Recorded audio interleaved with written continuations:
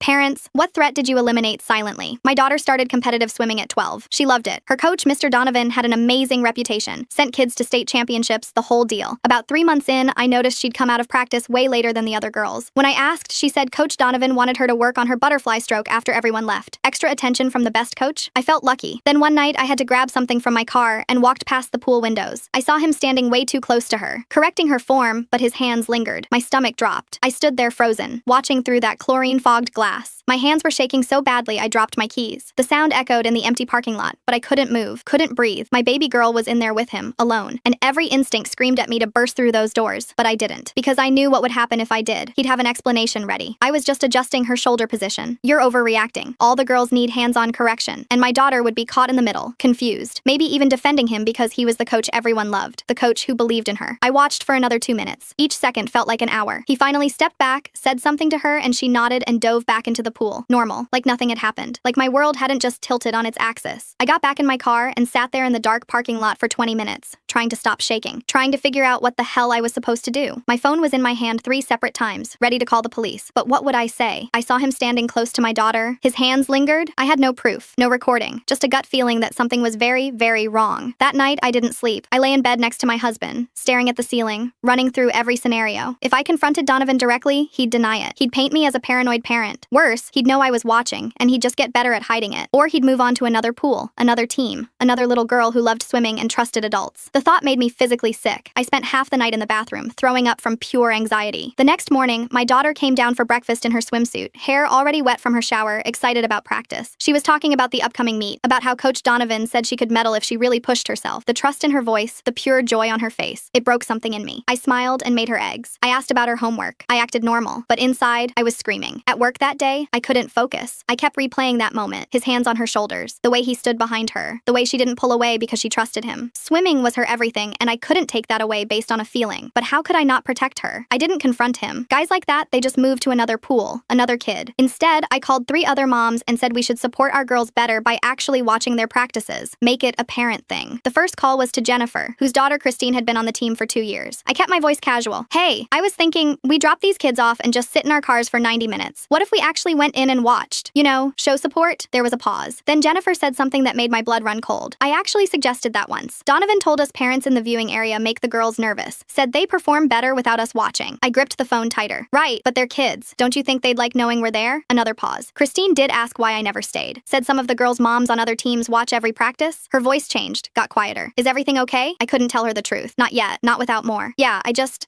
think we should be there more. That's all. Okay, she said slowly. I'll come tomorrow.